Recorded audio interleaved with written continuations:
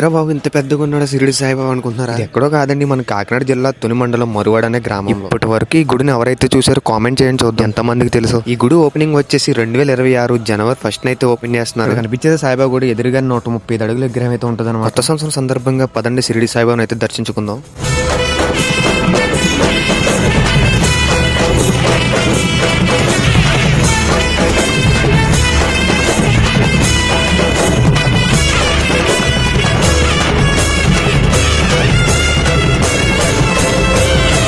ఇది వచ్చేసి విగ్రహం కింద అనమాట, పైకి వెళ్ళడానికి కూడా ఉంది.